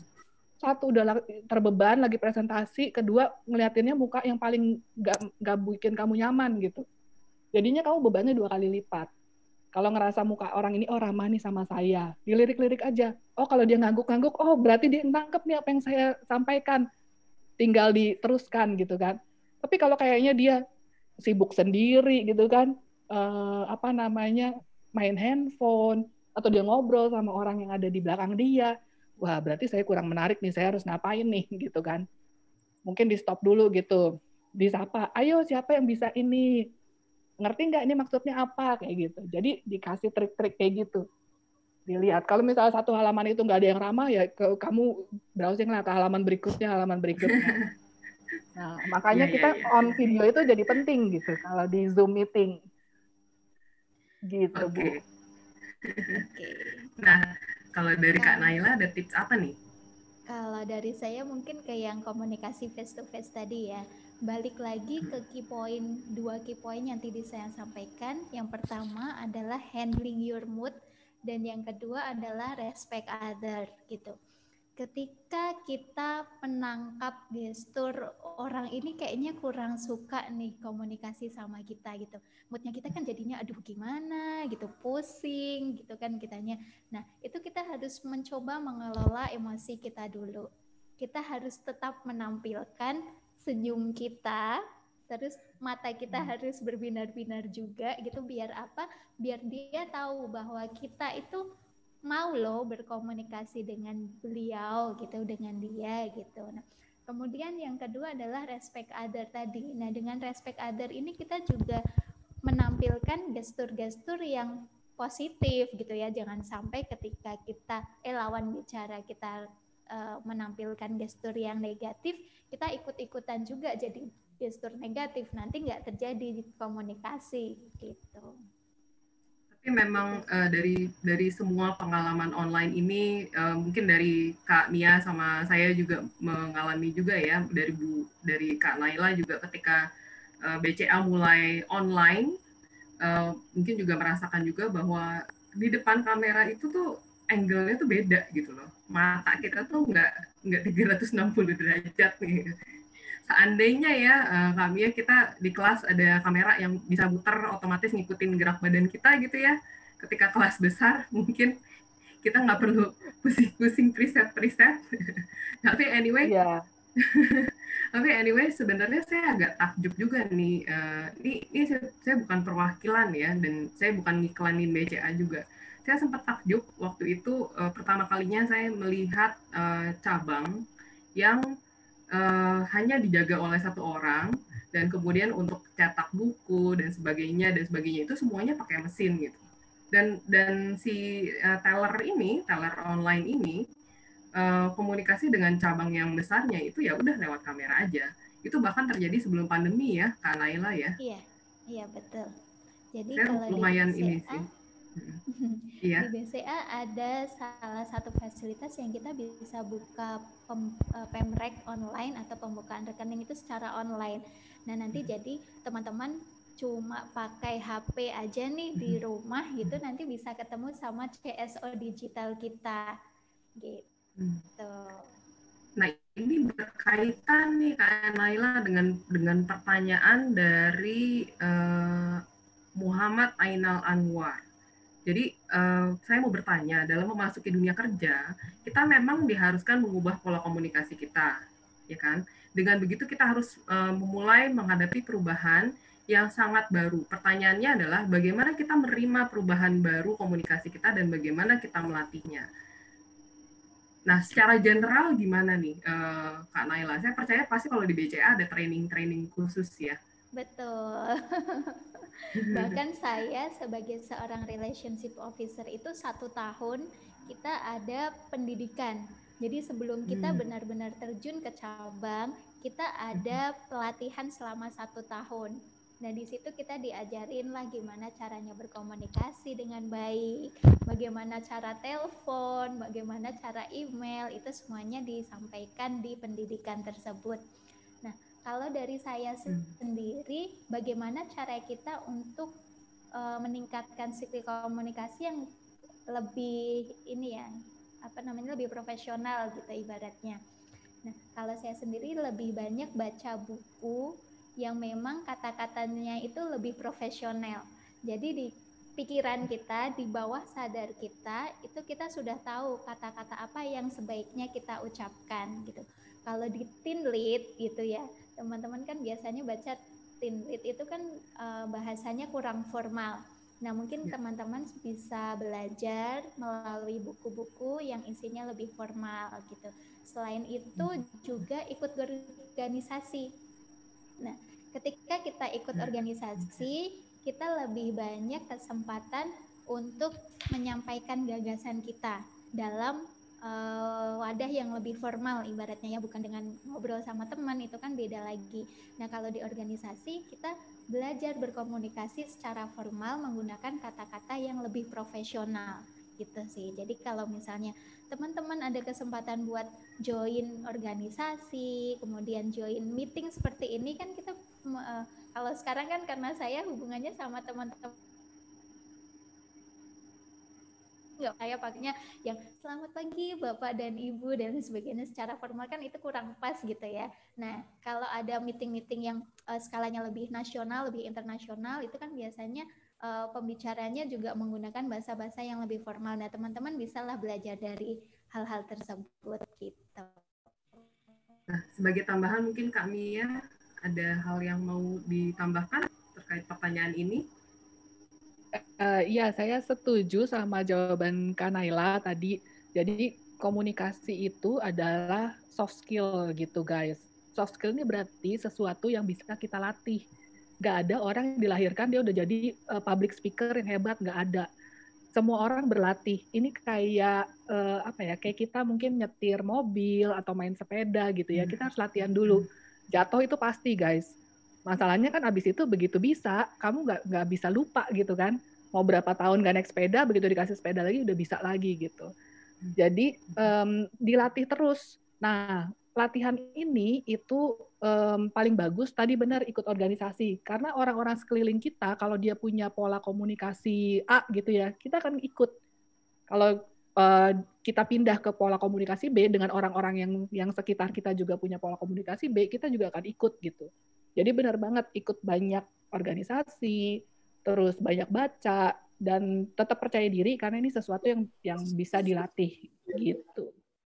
Nah, ini mungkin boleh jadi pertanyaan terakhir ya teman-teman, Kak Mia sama Kak Naila. Ini soal kepercayaan diri nih pertanyaannya nih, dari Mega. Mega pengen tanya, ada nggak tips untuk menjaga kesopanan dalam menyampaikan pesan supaya nggak terlalu to the point, terus jatuhnya jadi inappropriate, jadi nggak pantas lah, nggak sesuai sama konteksnya. Karena baik verbal maupun tertulis itu kan tantangannya beda-beda ya untuk bisa mengarrange kontennya, terus pemilihan katanya mungkin. Kira-kira ada tips mungkin dari Kak Mia? Oke, tips dari saya, memang budaya Indonesia gitu ya, kita itu suka ada pendahuluannya gitu. Istilahnya ada sesuatunya dulu lah, appetizer-nya dulu sebelum ke intinya gitu kan. Itu memang budaya kita. Jadi kalau kamu mau pakai pendahuluan, it's okay. Itu masuk dengan budaya orang Indonesia. Tapi kalau sama budaya Western, ini nggak masuk. Mereka suka langsung ke inti. Dilihat dulu, kamu ngomong ke siapa tadi. Audiensnya kamu siapa gitu. Kalau orang Indonesia juga kasih pendahuluan. Tapi jangan kepanjangan guys gitu. Jangan kepanjangan untuk mega tadi. Pendahuluan boleh, tapi jangan panjang-panjang. Terus kalau kamu drafting email atau di chatting gitu ya, diingat-ingat kalau kamu menghabiskan waktu lebih dari 5 menit untuk drafting, berarti kayak ada something wrong. Langsung aja, pokoknya 2 menit, apapun yang jadi gitu ya, dipoles-poles sedikit, baca ulang, langsung kirim. Karena biasanya kalau kita lewat dari 5 menit, ujung-ujungnya yang kita kirim juga email yang kita draft pertama. Percaya deh, nanti ketika kerja gitu ya, udah drafting nih, panjang-panjang, dibaca lagi. Ujung-ujungnya kita hapus, jadinya malah mirip draft yang pertama. Gitu. Jadi drafting itu jangan kepanjangan, percaya sama diri kamu. Yang 2 menit pertama kamu tulis itu sebenarnya udah bagus, cuma dipoles-poles sedikit. Kalau untuk email atau chatting. Tapi ingat selalu dibaca dulu sebelum dikirim. Gitu sih tips dari saya. Ya, ya itu sih ya. Kita tuh sebenarnya kalau kerja 8 jam kerja menghabiskan mungkin sekitar lebih dari 4 jam ya untuk mengirim email. Ya, Dan hal seperti itu nggak bisa dihindari. Ini kami nih kalau dilihat notesnya lumayan banyak nih kayaknya di belakang. Sebagai contoh nih. Kalau kita di office serba ini ya, serba notes, apalagi deputy heads. Nah, kalau dari Kak Naila sendiri, apakah ada tips and trick gitu? Gimana caranya ya supaya kita bisa lebih terstruktur dan menjaga pilihan katanya supaya tetap sesuai sama konteks?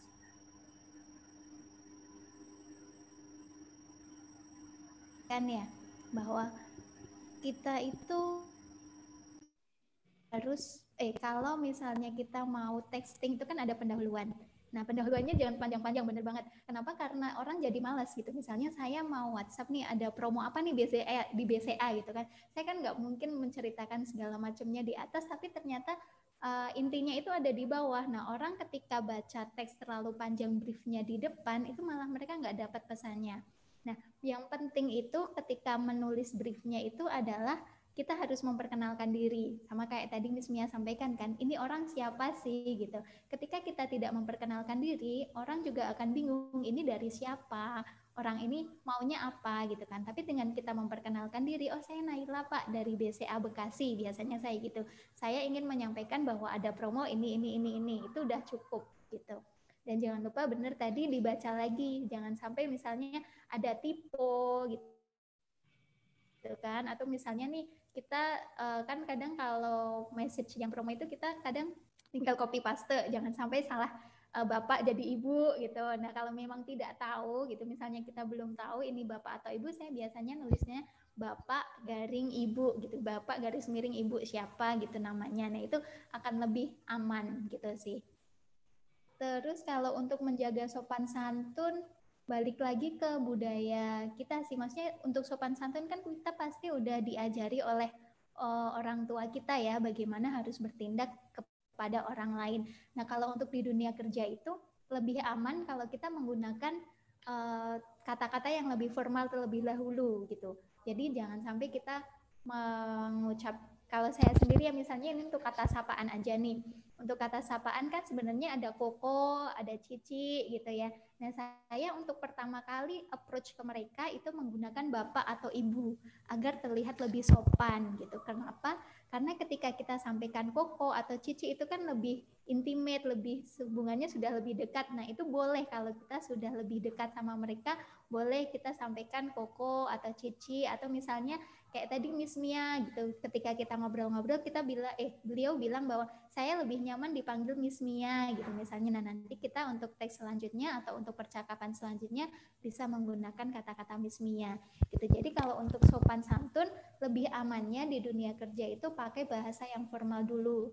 Kalau kita sudah dekat, kita sudah kenal lama gitu sama nasabah, itu bolehlah kita menyesuaikan dengan gaya bahasanya nasabah gitu, tapi tetap harus jangan yang nggak formal banget gitu ya, jangan yang asal-asalan banget kayak kita ngomong sama temen gitu, tapi walaupun nggak formal banget, tapi tetap ada formalnya untuk menunjukkan bahwa kita adalah seseorang yang profesional gitu sih. Oke, baik. Berarti sebenarnya ada unsur kita mesti sadar penuh ya. Kalau istilahnya Bu Lisa nih yang di psikologi mesti mindful, mesti benar-benar sadar konteks dan kemudian settingnya apa. Kita juga mesti perhatian dengan detail. Nah ini yang saya takjub nih dengan relationship officer, dengan PR, itu bisa menyinkronkan antara nama dengan wajah. Jadi begitu ketemu orangnya gitu bisa ingat nih, oh ini bapak ini dengan background seperti ini. Itu saya takjub banget sih.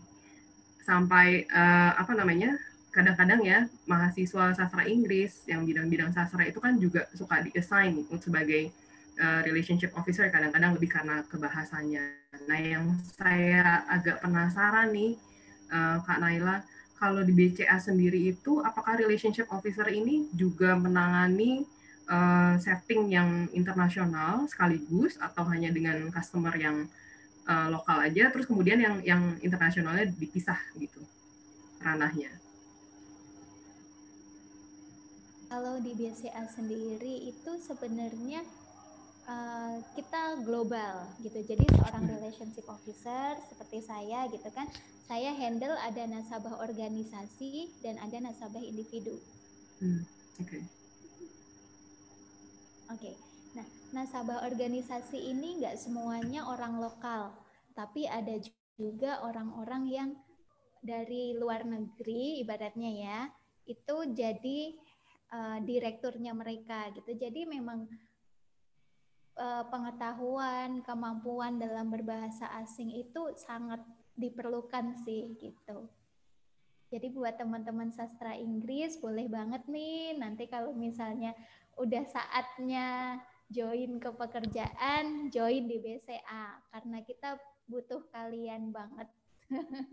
Nah, tuh catat tuh. Nih di sini kebetulan ada mahasiswa sastra dari 2 jurusan nih, sastra Jepang dan sastra Inggris.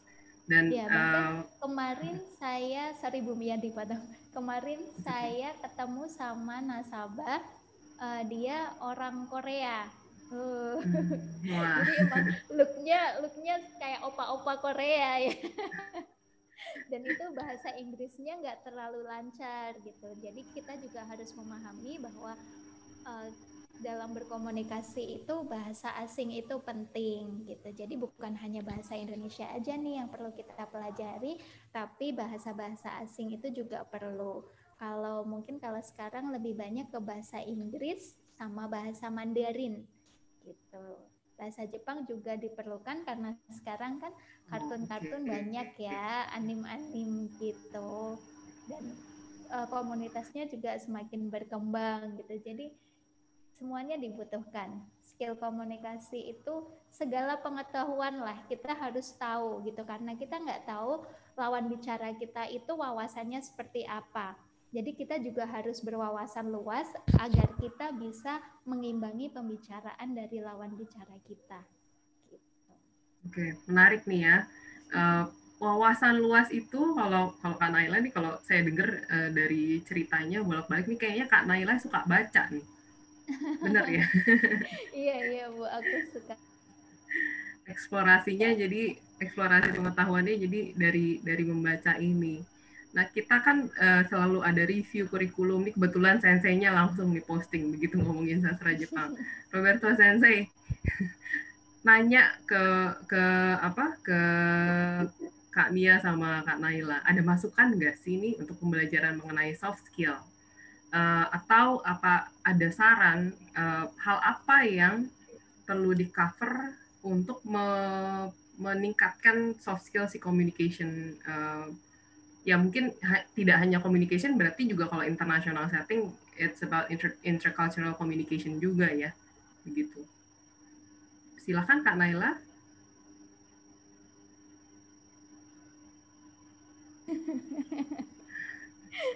Agak deg-degan saya jawabnya.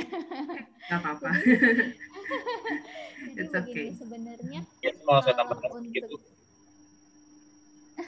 Oh Kan iya, Roberto Sensei. ya, tadi kan Ibu bilang kalau misalnya skill kan memang harus entah kita pindah kantor aja, kita juga belajar soft skill baru lagi. Ya mungkin ya saya juga dulu biarpun apa namanya mengerti tentang budaya Jepang, ketika saya kerja di Jepang, beda lagi soft skill-nya lagi gitu ya.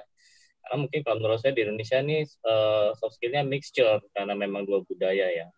Nah, cuma karena saya sudah pengalaman, saya coba cerita ke anak-anak. Ya, anak-anak kan cuma tahu background aja gitu. Tapi apa ya bisa membuat anak-anak kita jadi paham gitu. Oh, jadi soft skill seperti ini. Jadi bukan pas terjun ke lapangan, nah ini soft skill. Oh, ini namanya soft skill ya gitu. Mereka nggak paham kadang-kadang gitu. Jadi memang hard skill sama soft skill. Kalau hard skill kan umumnya di kampus.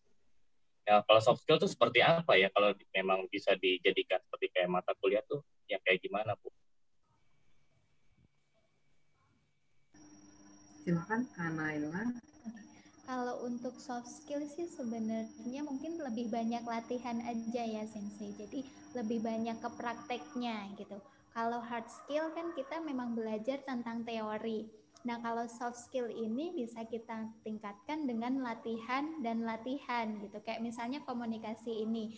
Nah, komunikasi ini kita bisa tingkatkan melalui misalnya presentasi atau diskusi gitu. Karena pada saat kita lamar kerja itu kan ada yang namanya FGD atau forum group discussion. Nah, di situ juga dilihat bagaimana seseorang itu menyampaikan pendapat dalam diskusi.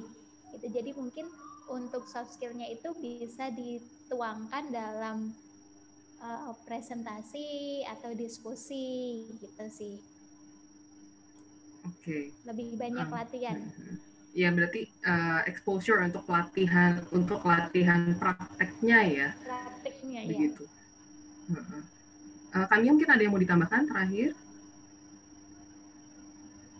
Kalau dari saya, communication itu memang soft skill. Jadi soft skill ini adalah hal-hal yang bisa kita pelajari dan bisa kita kembangkan, tapi kita nggak akan lupa. Kalau begitu kita udah belajar, kita nggak akan lupa. Di komunikasi, kita bisa bagi secara general menjadi 3. Yang pertama itu public speaking.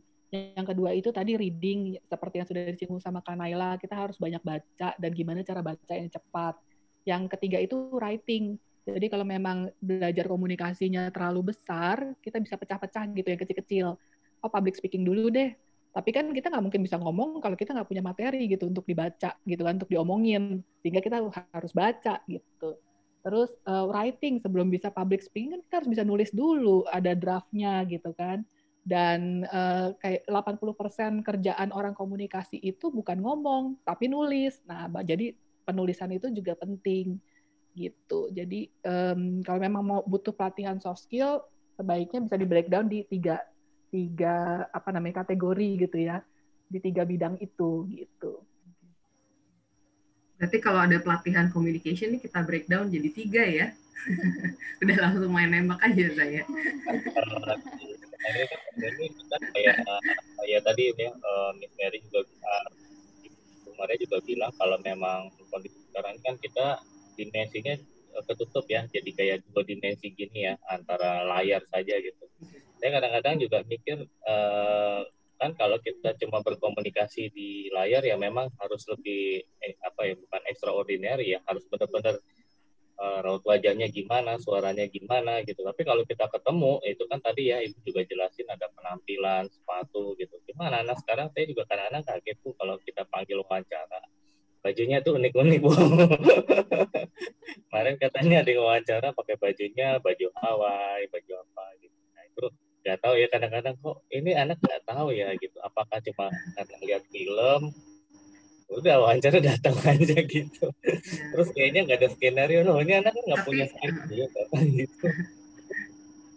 Ya, berarti apa ya, sense kadang-kadang kita lost perasaan feeling sense of belongingnya gitu loh. Dan itu sering terjadi juga di kelas. Berhubung, mohon maaf, ini berhubung waktunya juga agak terbatas, mungkin kalau misalnya nanti kelak teman-teman mahasiswa dan juga Bapak Ibu dosen kepengen ada sesi tambahan, boleh ya kita tap-tap lagi nih, kita colek-colek lagi nih Kak Mia sama Kak Naila mungkin kalau nggak keberatan. Boleh, silakan.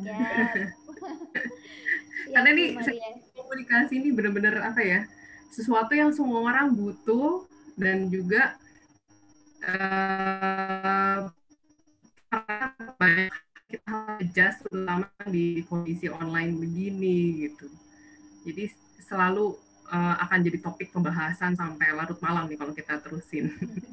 Nah, ini dari teman-teman mahasiswa, nanti jangan lupa setelah sesi, silahkan dikomunikasikan kembali dengan jurusannya masing-masing mengenai tugas follow up setelah webinar ini. Jadi Kak Naila dan Kak Nia, ini aktivitas mereka selama seminggu tidak berhenti di webinar ini, tapi ada aktivitas lanjutan yang diberikan oleh jurusan masing-masing.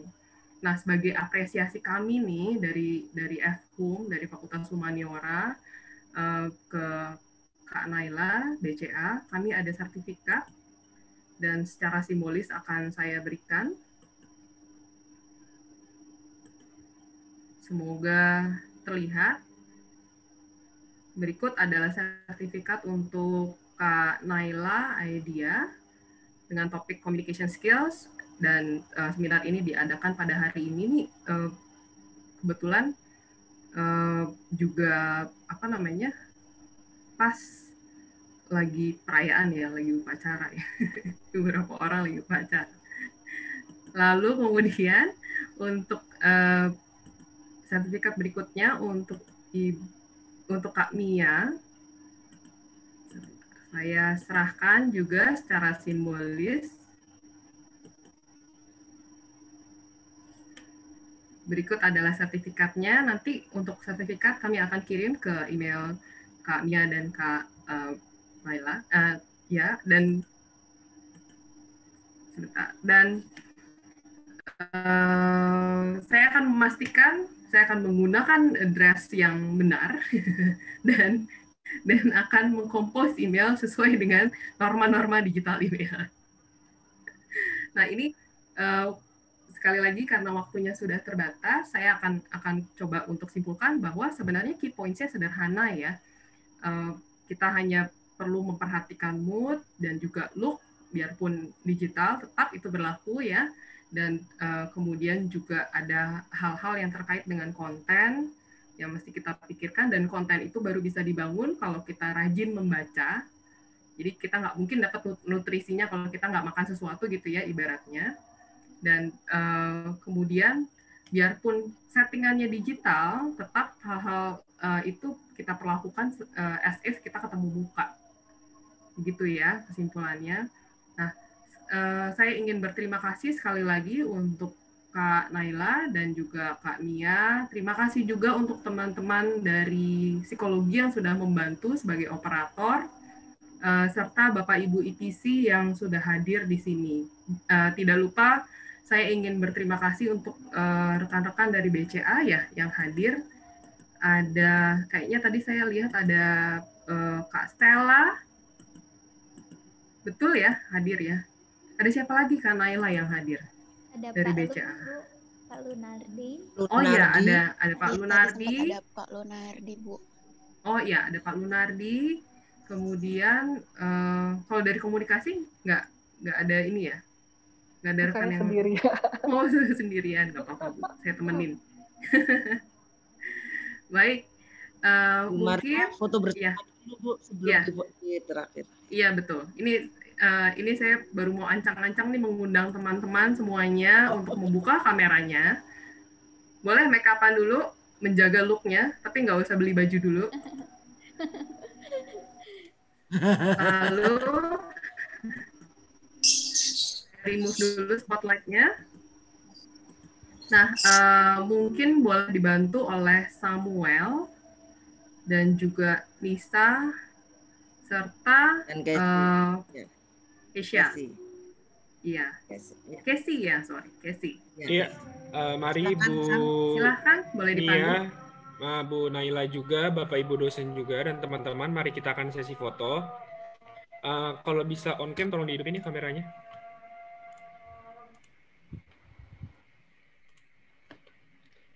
Oke, di sini ada 6 slide ya teman-teman. Oke, hitungan ketiga.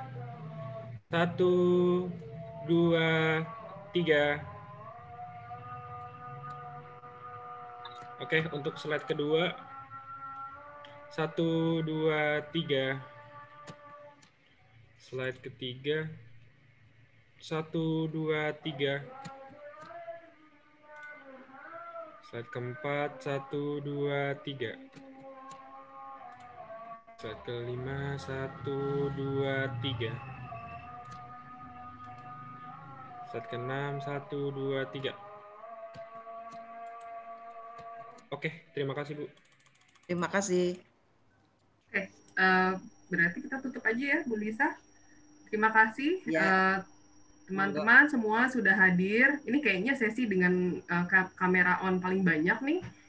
Silahkan teman-teman kembali ke jurusannya, boleh leave Zoom room-nya sambil diiringi dengan virtual applause. Terima kasih semuanya. Sampai ketemu di jurusan masing-masing. Bye. Mungkin Kak Naila, Kak Mia, Bu Lisa, dan teman-teman IPC lainnya boleh stay sebentar aja. Ya.